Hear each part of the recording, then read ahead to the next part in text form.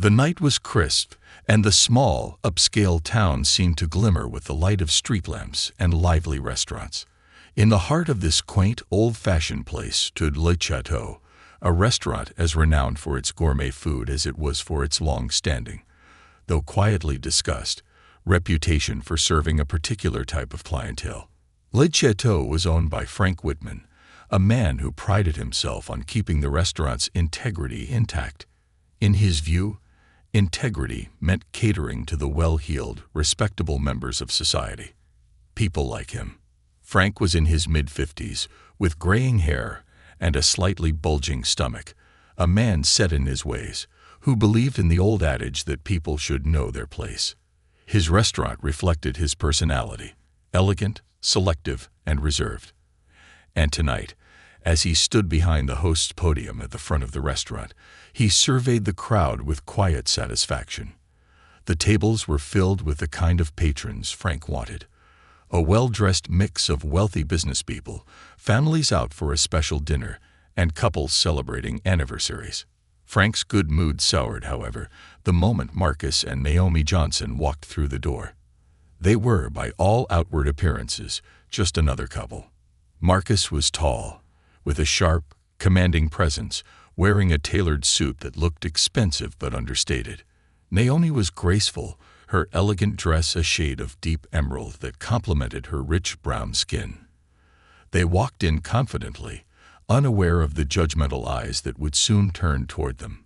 Frank noticed them immediately, his eyes narrowing as he observed the black couple's entrance. He didn't know them personally, but in his mind, they didn't fit into his restaurant's usual clientele. A quick glance over their reservation, booked weeks in advance under a generic name, offered no clues. It simply read Johnson, Party of Two. He felt an unshakable sense of discomfort bubbling up inside him, but it was masked under a veneer of polite professionalism.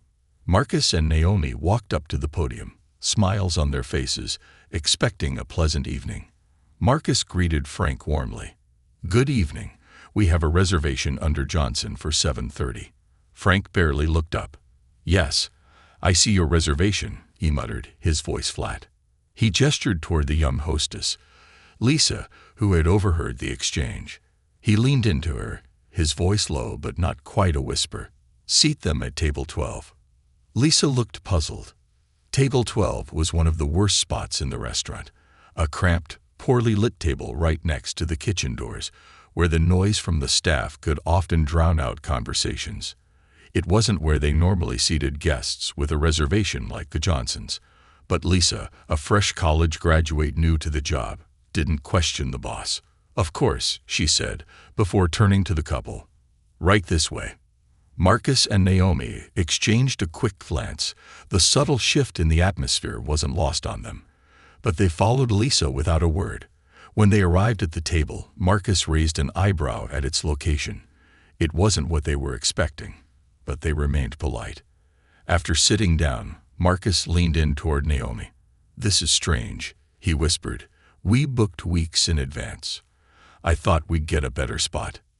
Naomi, ever the optimist, smiled. "It's fine, Marcus. We're here to enjoy the evening. Let's not make a big deal out of it." However, as the evening progressed, it became impossible to ignore the steady stream of small slights they encountered. Their server, a young man named Jake, took his time coming to their table. When he finally arrived, he was distant and barely attentive, treating them as though they were an inconvenience. The wine they ordered was delayed, and when it came, it was room temperature instead of the properly chilled bottle they had requested. Their appetizer took twice as long as expected, and when it finally arrived, it was lukewarm, almost as if it had been sitting in the kitchen for too long. Still, Marcus and Naomi maintained their composure. They were used to these kinds of slights. Both of them had faced subtle, and sometimes not so subtle, racism throughout their lives.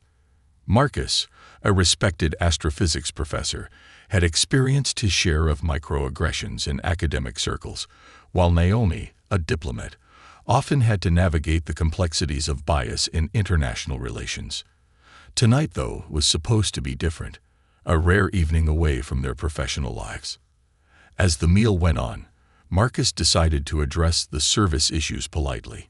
He flagged down Jake, the server. "Excuse me, I noticed that our food is a little cold and the wine isn't chilled. Could we have this corrected, please?" Jake gave a half-hearted nod. "I'll see what I can do," he muttered before walking away without any real urgency. The couple watched as he passed by several other tables, where he greeted other patrons with enthusiasm and attentive service, but their table was treated like an afterthought. Marcus's jaw clenched, but Naomi reached out and placed a calming hand on his. "Let's not let this ruin our night," she said softly. The final straw came when Frank himself walked by their table, making his rounds through the restaurant. He stopped briefly at nearby tables, chatting with regulars, smiling and laughing as if he were hosting a private party. When he reached Marcus and Naomi's table, he barely acknowledged them. Instead, he shot a quick glance at them, his face betraying a look of disdain before turning away to greet another table. Naomi's eyes followed him.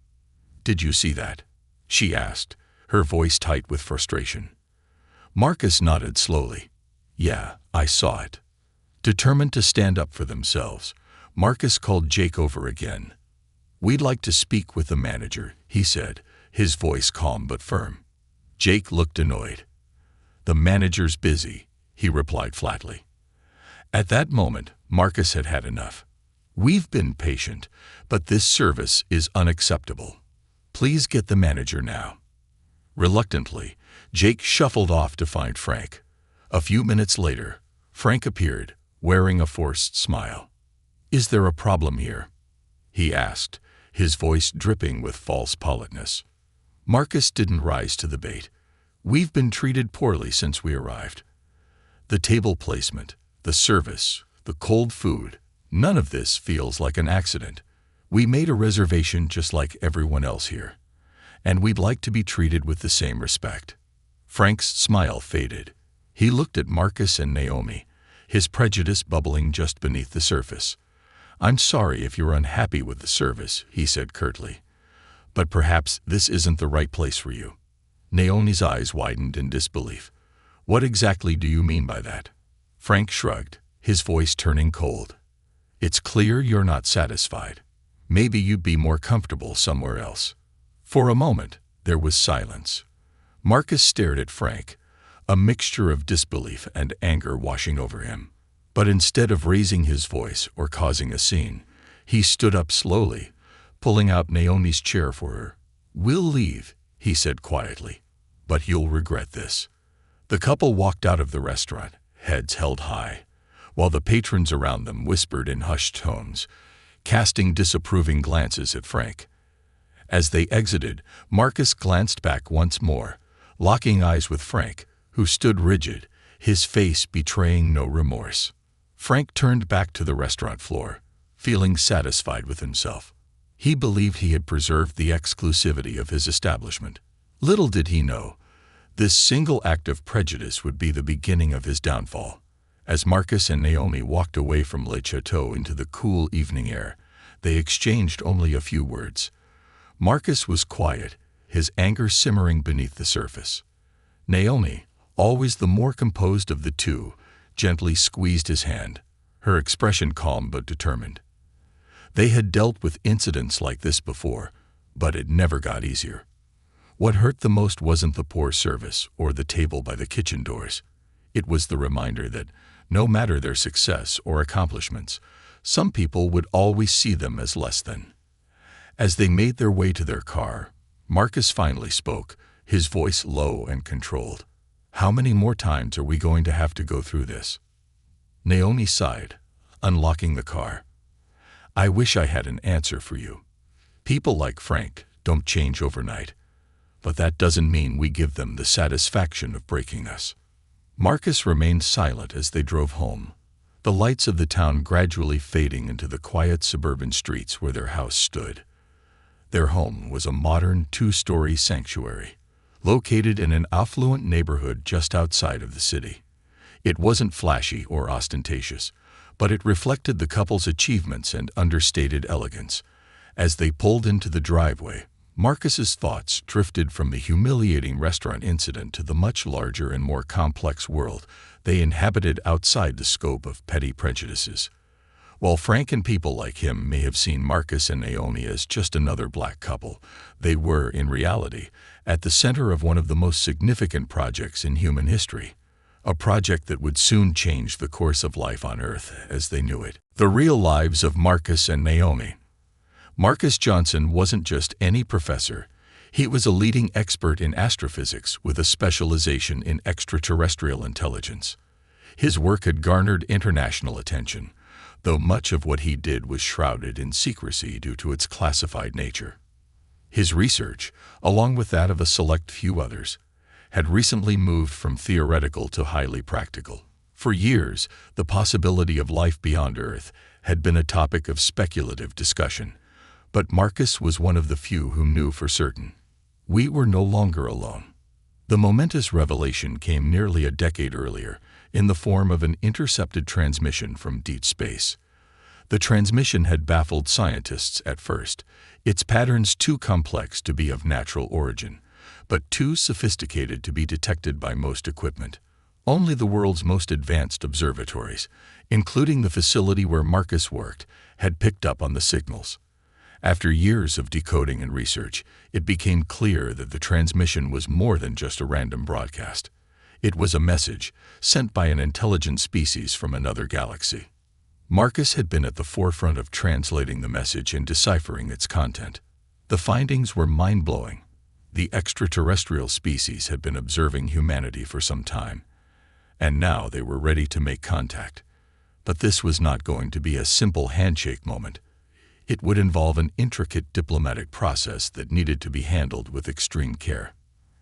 The aliens, who referred to themselves as the Thalarians, had advanced far beyond humanity in terms of technology, culture, and societal structure, but they were cautious about interacting with other civilizations. They wanted to observe human behavior before initiating formal contact. Enter Naomi Johnson. While Marcus dealt with the scientific aspect of first contact, Naomi was the human face of diplomacy. Her career as a diplomat had taken her across the world, working in high-stakes negotiations with countries on the brink of conflict.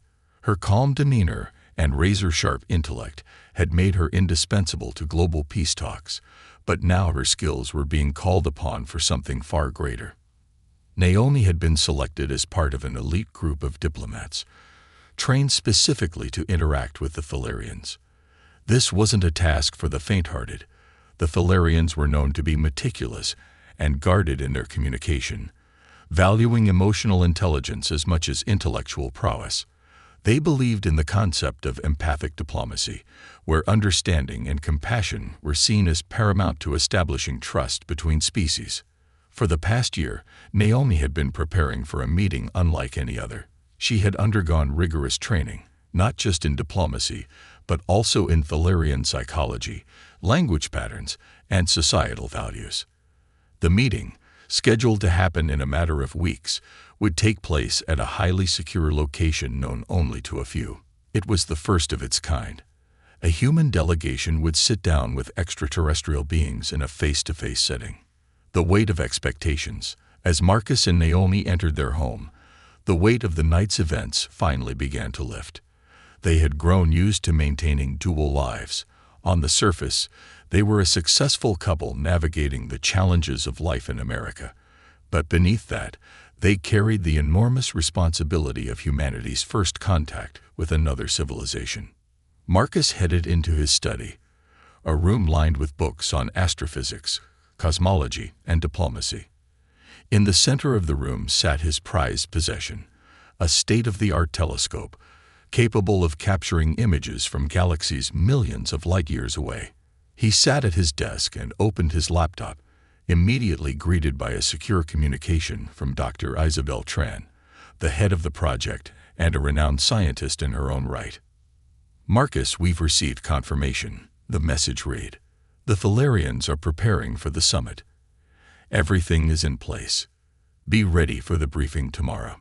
Marcus sighed, rubbing his temples. The restaurant incident already felt a lifetime away, as the gravity of his real work loomed over him. The upcoming summit was no ordinary diplomatic event. It had the potential to reshape human civilization. It was a once-in-a-lifetime moment, and he and Naomi were key players. Naomi, meanwhile, had settled into the living room, where she was going over notes for an upcoming briefing with her diplomatic team. She had been meeting regularly with the human delegation, preparing them for the psychological and cultural intricacies of interacting with the Thalarians.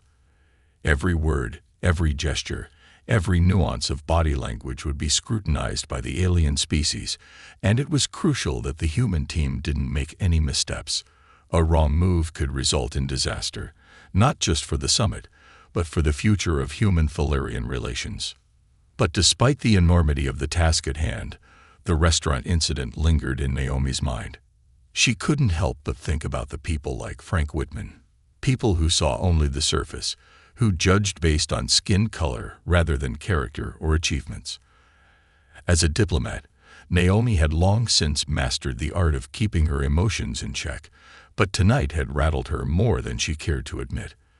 How could humanity hope to engage with another species when they couldn't even see past their own biases? An unexpected invitation. As Marcus and Naomi prepared for bed, Naomi's phone buzzed. She glanced at the screen to see an unknown number flashing. Normally, she would have ignored it, but something compelled her to answer. "Hello," she said, her voice cautious.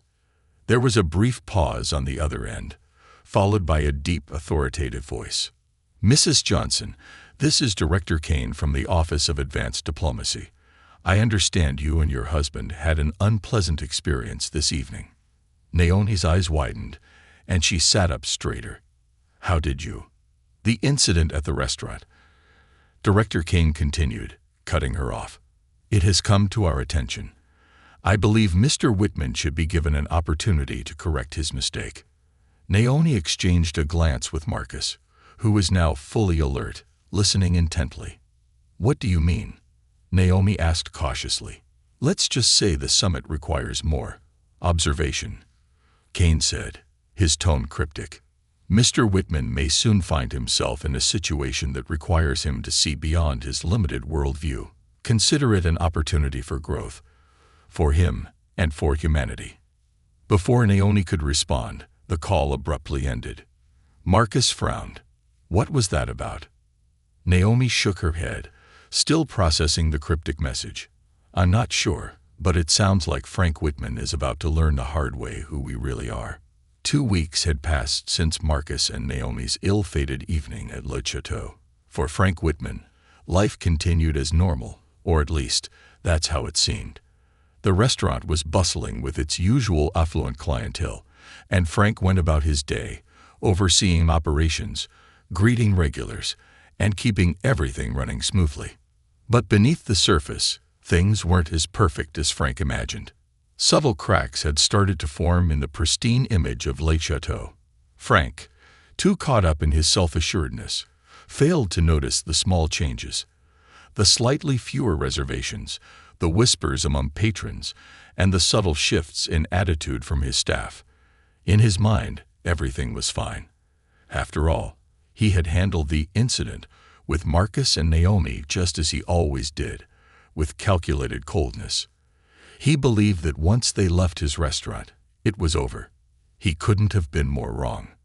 One afternoon, as Frank sat in his office reviewing the week's earnings, he noticed something odd.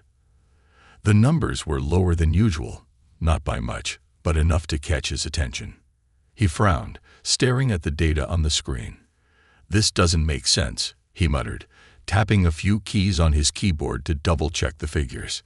He summoned his restaurant manager, Diana, into his office. Diana was sharp, efficient, and had been with Le Chateau for over 5 years. She knew the business inside and out. "Diana," Frank said, his voice sharp, "our profits are down. Can you explain that?" Diana glanced at the numbers on his screen and frowned. "That's odd," she said, crossing her arms. "We've had full reservations almost every night this week." "That's what I thought," Frank replied, irritated. "So why are we bringing in less?" Diana hesitated, as if carefully weighing her words. "I've noticed something lately," she began. "Some of our regulars, families who've been coming here for years, haven't been back in the last couple of weeks." Frank raised an eyebrow. "Why?" Diana sighed. "I overheard a few conversations. People are talking about that couple, the black couple you asked me to seat by the kitchen. Word got out that you treated them poorly." Frank scoffed, waving his hand dismissively. "That's ridiculous. Nobody cares about something like that." Diana looked at him, her expression serious. "Maybe not in the past, but things are different now. People are more conscious of how businesses treat their customers, especially when it comes to race." Frank leaned back in his chair, crossing his arms over his chest. "So you're telling me that people are upset because I didn't give some couple a prime table?" "It's not just about the table," Diana said cautiously. "It's about how you treated them. Some people saw what happened. They've been talking." Frank clenched his jaw, irritation bubbling inside him. "It's nonsense. We serve the best food in this town. People aren't going to stop coming here over some gossip." Diana shifted uncomfortably but didn't say more. Frank dismissed her with a wave of his hand, confident that the problem would blow over soon enough. The power of public opinion. Unfortunately for Frank, the problem didn't blow over. In fact, it was about to get much worse. The whispers that Diana had overheard had spread faster than either of them realized. Social media had picked up on the story, and what started as a few small murmurs quickly grew into a full-blown controversy. A week later, an article appeared in the local newspaper under the headline, "Exclusive Restaurant Accused of Racial Discrimination." The article detailed the incident involving Marcus and Naomi, describing how they had been seated at the worst table in the restaurant and subjected to poor service. The piece didn't name Frank directly, but it was clear enough to anyone who knew Le Chateau. Frank read the article in disbelief, his face turning red with anger. Who the hell wrote this? He barked to no one in particular as he slammed the paper down on his desk. He called Diana into his office again. "Did you see this garbage?"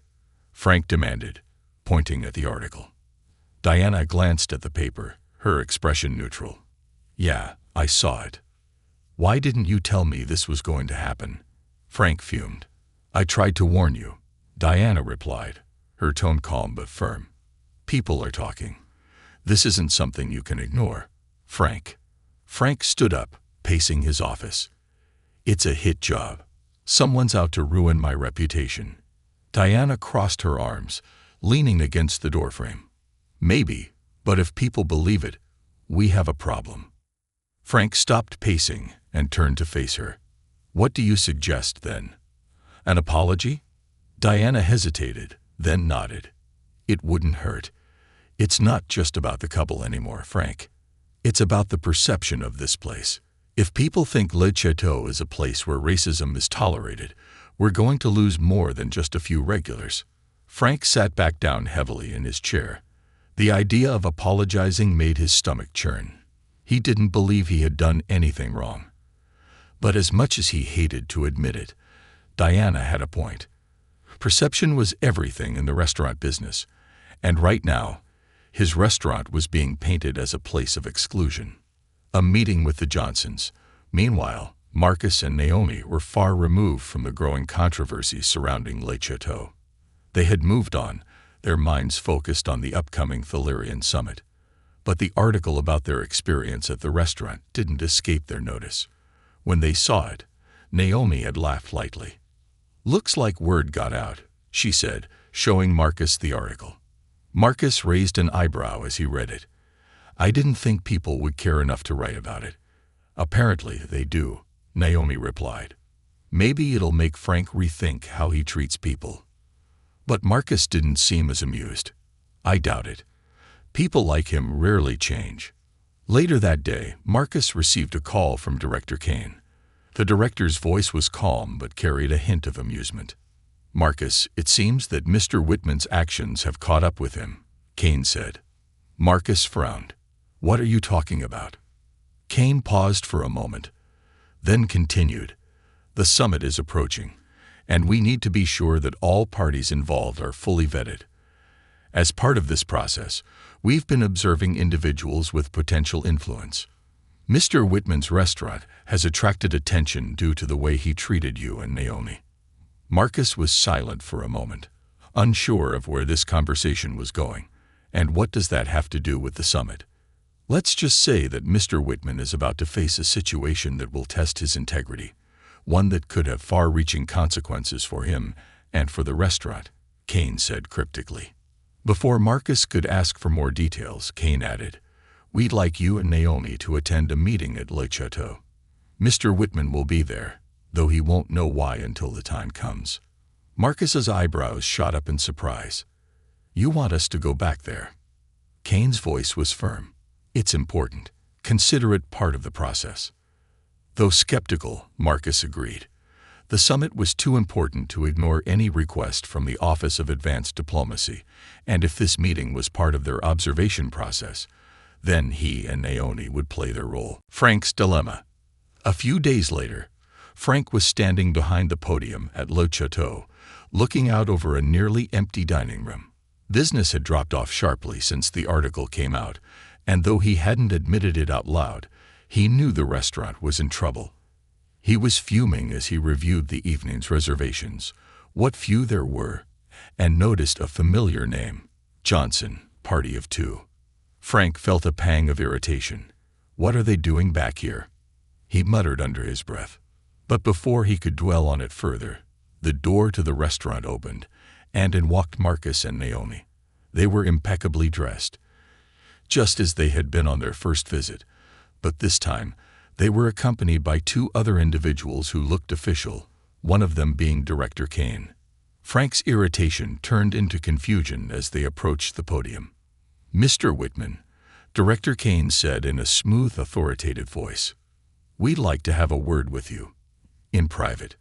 Frank hesitated, glancing between Marcus, Naomi, and Kane. His gut told him something was off, but he couldn't place it. Reluctantly, he led them to a private dining room at the back of the restaurant. Once they were seated, Director Kane began to speak, his voice calm but firm. "Mr. Whitman, we're here to discuss your restaurant, and more specifically, the way you conduct business." Frank's confusion deepened. "What are you talking about?" "We run one of the best restaurants in town." Kane smiled thinly. "That may have been true at one point, but things have changed.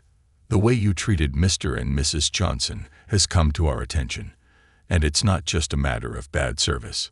Frank shifted uncomfortably in his seat. "Look, I didn't."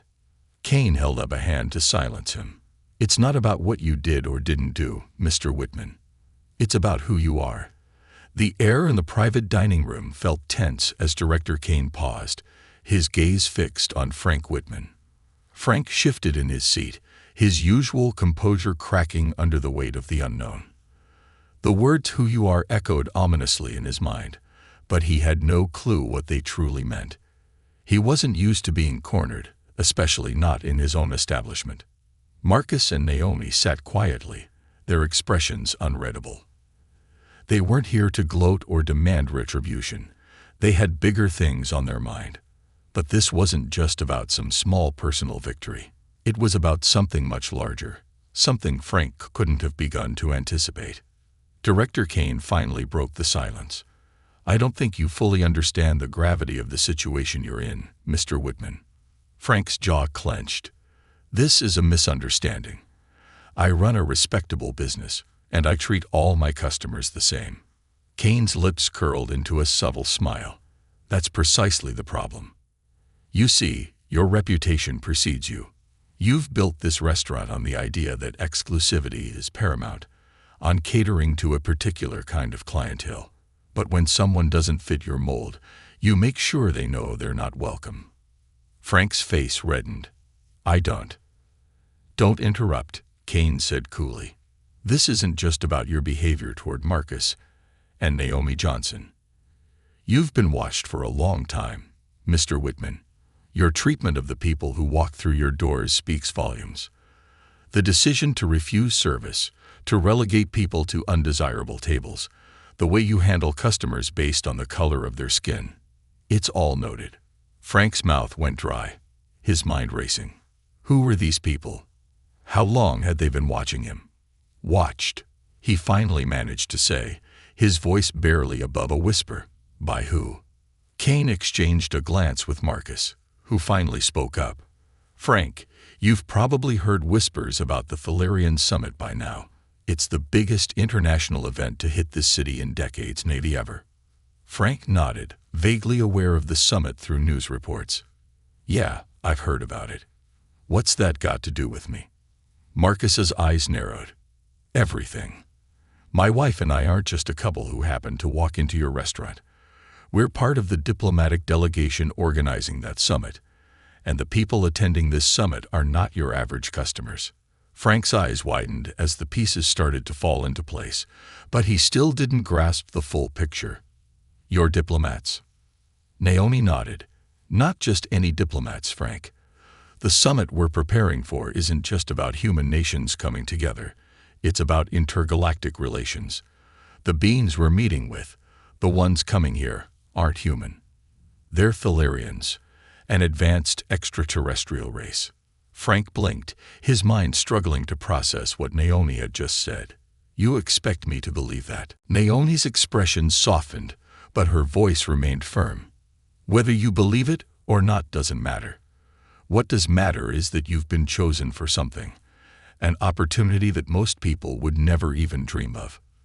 The Thalarian connection. Director Kane leaned forward, his hands clasped on the table. Mr. Whitman, the Thalarians are unlike anything you've ever encountered. They have advanced technology, knowledge that far exceeds our own, and most importantly, they are coming to Earth to establish relations that could change the future of our species. Frank stared at Kane, trying to comprehend what was being said. It sounded absurd, like something out of a science fiction movie. But as he glanced at Marcus and Naomi, there was no hint of amusement or sarcasm in their faces. They were dead serious.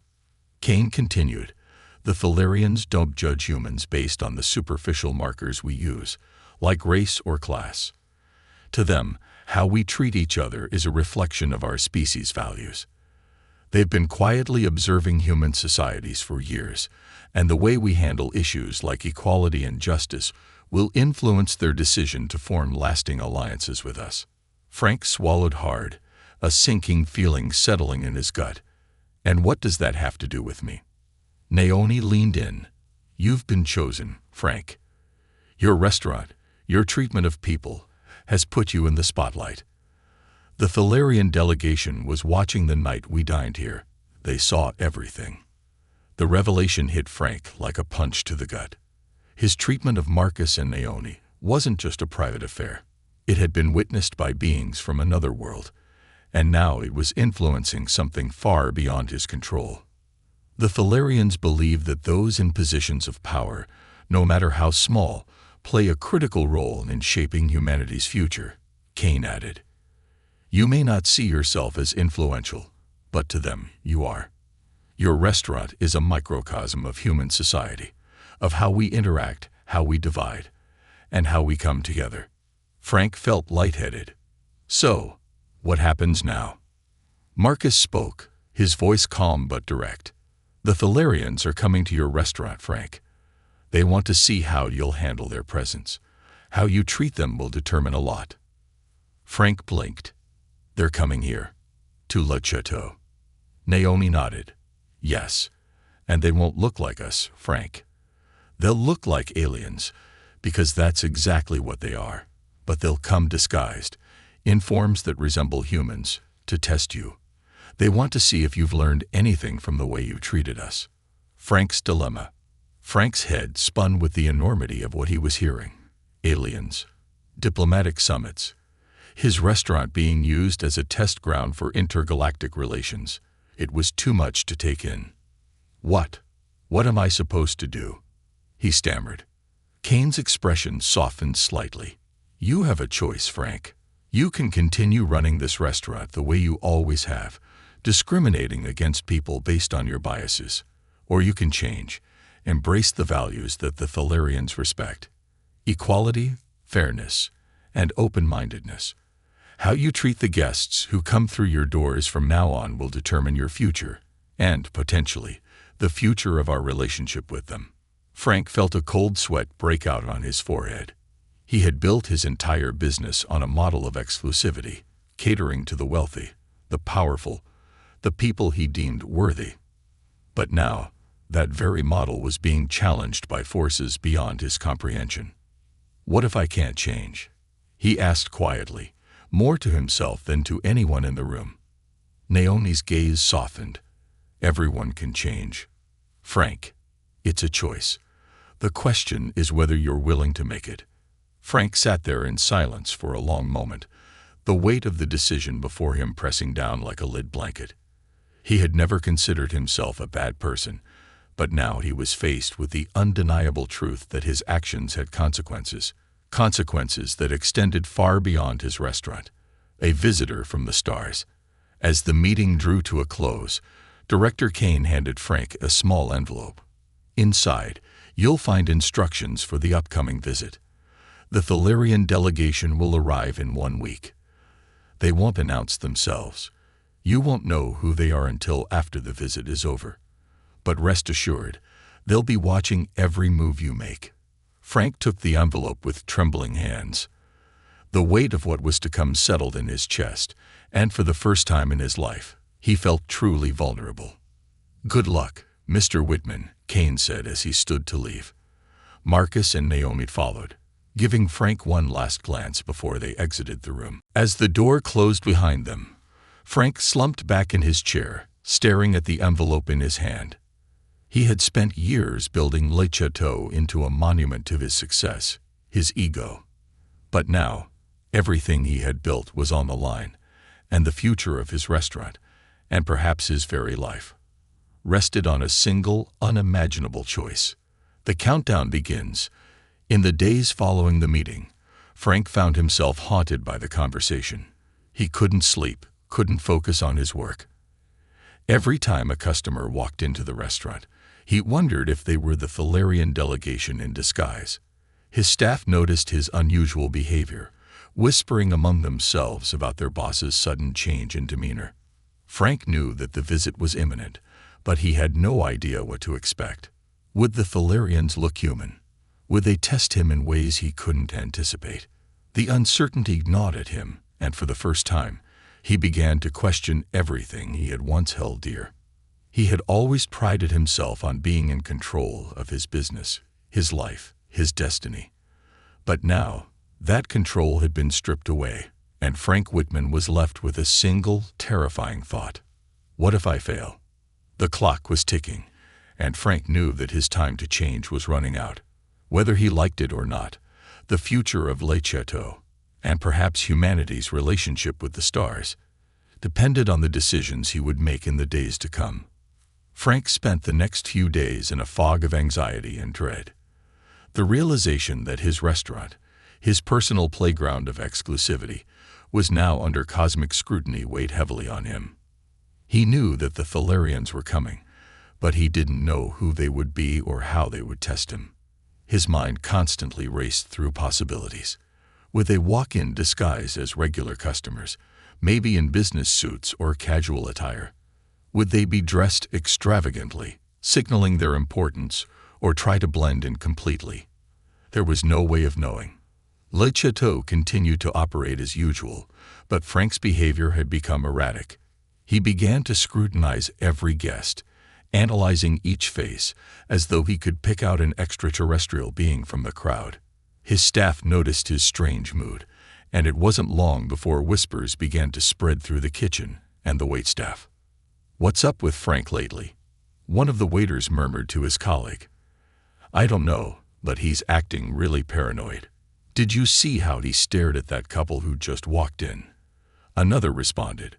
"It's like he's expecting someone to pop out and catch him off guard."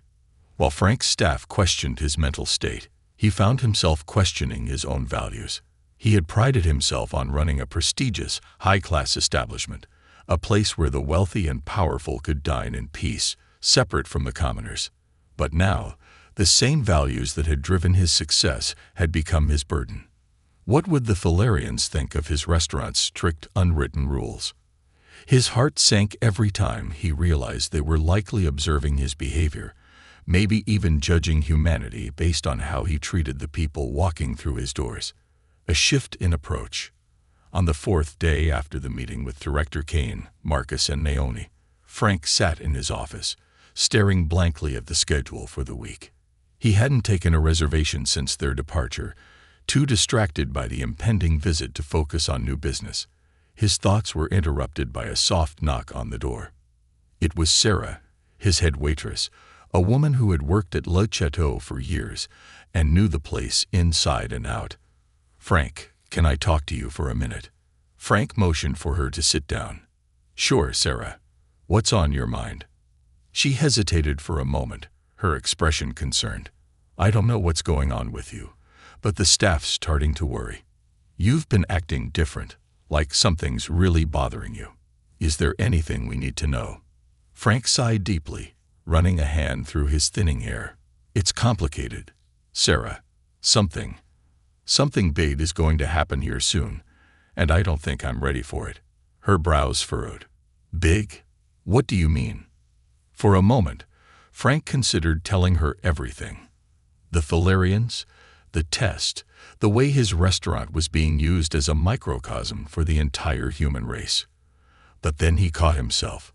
Who would believe that aliens were coming to dine at Le Chateau?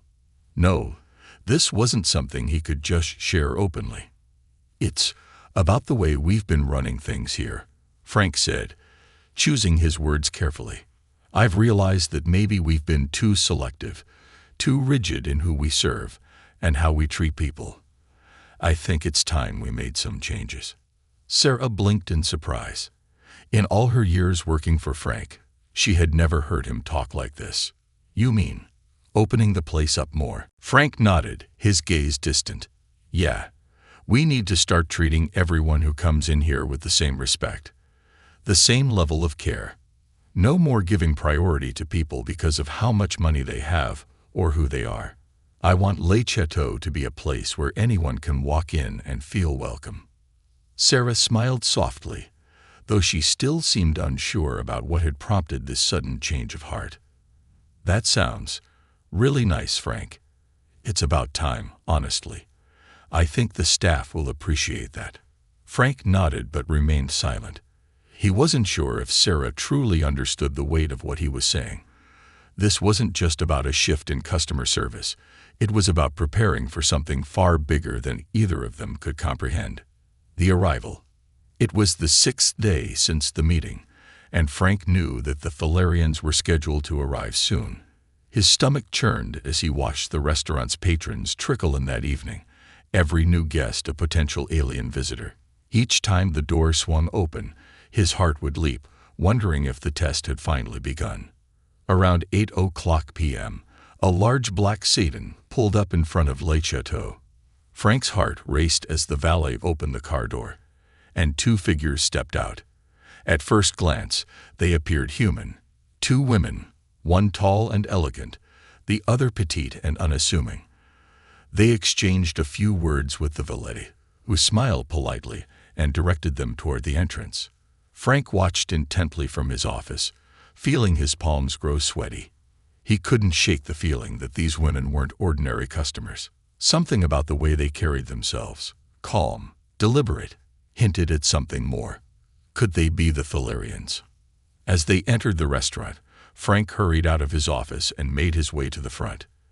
His heart pounded as he approached the hostess, who was about to seat the women at a table by the window. Without thinking, Frank interjected. "Welcome to Le Chateau," he said, trying to keep his voice steady. "I hope you'll enjoy your evening with us." The taller woman smiled, a serene expression on her face. "Thank you, Mr. Whitman. We've heard wonderful things about this place." Frank's mind raced. Did they know him? Was this the test? "I'm glad to hear that," he replied, offering a strained smile. "Please, let us know if there's anything we can do to make your experience more enjoyable." The women exchanged a glance, their expressions unreadable. "We'll be sure to do that," the taller woman said, her voice soft but firm. "But we're not here just for the food, Mr. Whitman. We're here to observe." Frank's blood ran cold. There it was, the confirmation he had been dreading. These weren't ordinary customers. They were part of the Thalarian delegation. His test had officially begun. The test in motion. For the rest of the evening, Frank couldn't take his eyes off the two women. They ate slowly, speaking in hushed tones, occasionally glancing around the room as if taking in every detail of the restaurant. Frank's nerves were on edge, but he forced himself to act normal, greeting other guests and checking in with the staff. As the night wore on, the tension in Frank's chest grew unbearable. He had no idea what these women were looking for, no way of knowing how they were judging him. Every interaction he had with his staff and customers felt like it was under a microscope. At one point, Sarah approached the table to refill the women's wine glasses, her demeanor professional and polite. But as she leaned over, the taller woman caught her wrist gently, stopping her in her tracks. "You've worked here a long time, haven't you?" the woman asked.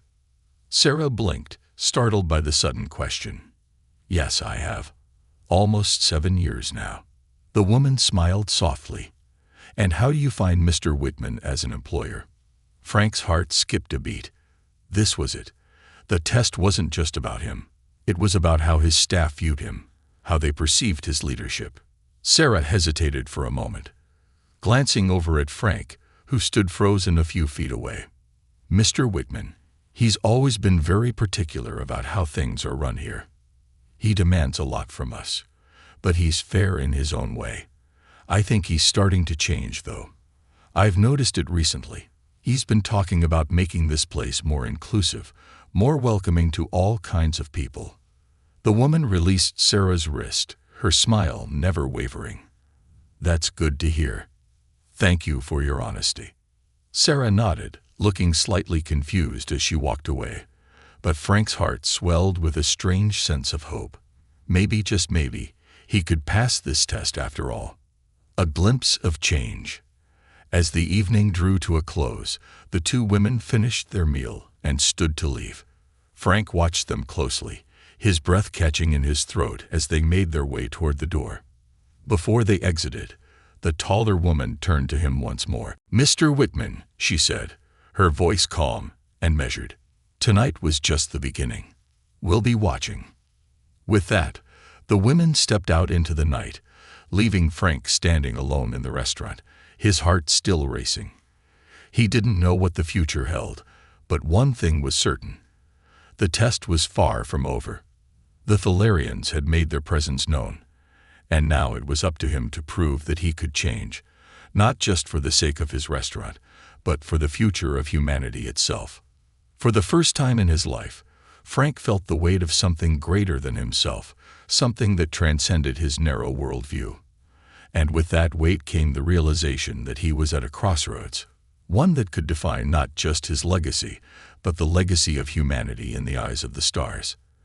The days following the Thalarian delegation's visit felt surreal for Frank. He had been shaken to his core, yet a spark of determination ignited within him. After their departure, he was left with a blend of hope and fear, hope that he could change and redeem himself, and fear that he would fail, letting down not just himself, but an entire race that was watching and evaluating humanity. Frank knew that the Thalarians would return for a follow-up visit, and he could feel the pressure mounting. He had a week to prove that he was capable of transformation, not just for himself, but for the future of his restaurant and the relationships humanity would forge with other worlds. It was time to put his words into action. A new direction.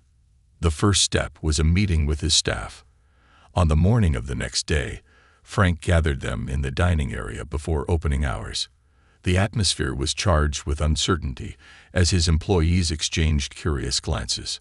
"Thank you all for coming in early," Frank began, his voice steady but revealing a hint of nervousness. "I want to talk about something important, something that affects all of us." He took a deep breath, recalling Sarah's honest words from the Thalarian visit. "I've realized that the way I've run Le Chateau has been exclusionary. I've prioritized certain guests over others, and I want to change that. I want Le Chateau to be a place where everyone feels welcome, no matter their background, race, or financial status." Murmurs rippled through the group. Sarah raised her hand. "Are you saying you want to make changes to our policies, Frank?"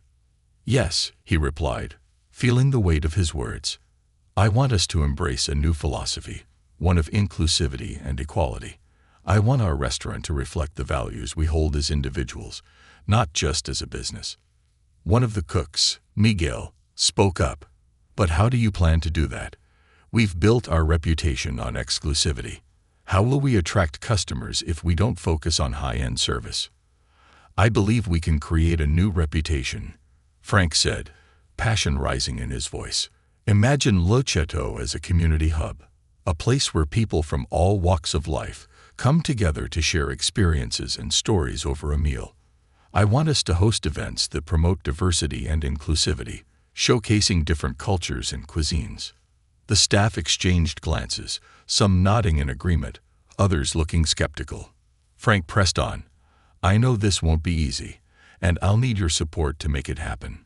But if we do this right, we can attract a whole new clientele, people who might have been turned away in the past, people who will appreciate a restaurant that values them for who they are, not just how much money they spend."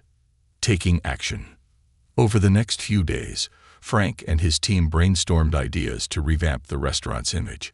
They decided to host a series of themed nights, celebrating different cultures and cuisines, inviting local chefs and community members to share their culinary traditions. They also planned to launch a pay-what-you-can night, allowing customers to enjoy a meal regardless of their financial situation, with the understanding that patrons could contribute whatever they felt was fair.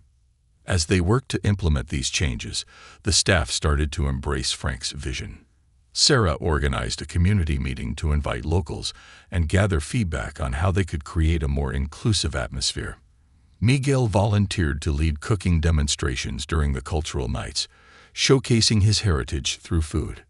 Each member of the team contributed ideas, and the sense of camaraderie grew stronger. But as excitement built, so did Frank's anxiety.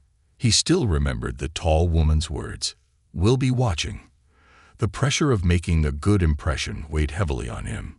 He felt as if he was on the brink of a transformative moment, not just for Le Chateau, but for himself. The Thalarian return.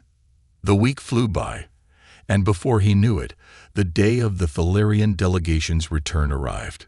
Frank paced the restaurant, his heart racing as the clock ticked closer to their anticipated arrival. Would they notice the changes? Would they appreciate the efforts he had made? Around 6:00 p.m., just as the restaurant began to fill with patrons, a familiar black sedan pulled up in front of Le Chateau. Frank's pulse quickened as the two women from before stepped out, their posture confident and poised. They exchanged glances with the valet before entering the restaurant. This time, Frank was prepared. He greeted them at the door, a genuine smile on his face. "Welcome back to Le Chateau. We've made some changes since your last visit. I hope you'll find them to your liking." The taller woman nodded, her expression inscrutable. "Thank you, Mr. Whitman. We're eager to see how you've embraced our suggestions." Frank led them to a table near the center of the restaurant, where they could observe the atmosphere. As they settled in, Frank felt a swell of pride. The place was bustling with activity, people of all backgrounds mingling, laughter filling the air, and the enticing aroma of various dishes wafting from the kitchen. A shift in the atmosphere.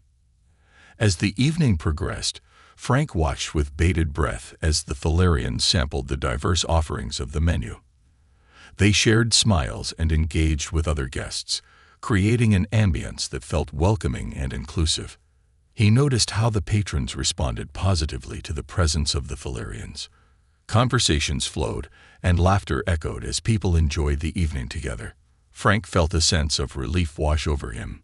Maybe he was doing something right after all. As the night wore on, the two women called him over to their table. Frank approached with a mixture of excitement and apprehension. "Mr. Whitman," the taller woman began, her eyes piercing yet warm. We've observed the changes you've made and the impact they're having. This restaurant is transforming into a space of connection and community. You should be proud of what you've accomplished." Frank felt a wave of gratitude wash over him. "Thank you. I've realized that my previous approach was misguided. It's not just about the food. It's about the people who share it together." The petite woman smiled. "You understand now that food transcends boundaries, bringing people together in ways that extend beyond the plate. It's about stories, experiences, and connections. This is what we sought to witness. The moment of truth." Just as Frank began to feel hopeful, a commotion erupted near the entrance.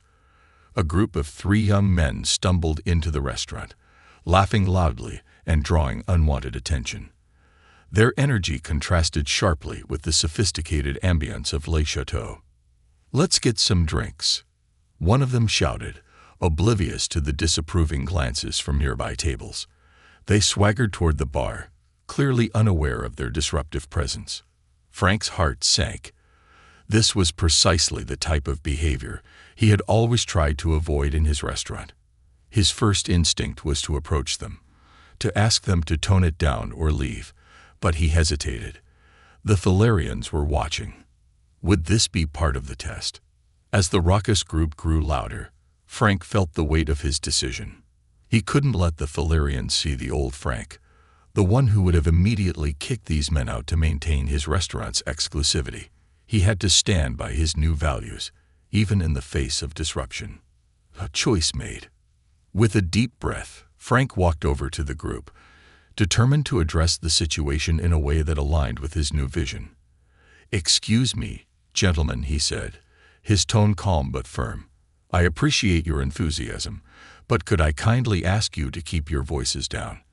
We're trying to maintain a pleasant atmosphere for everyone here tonight."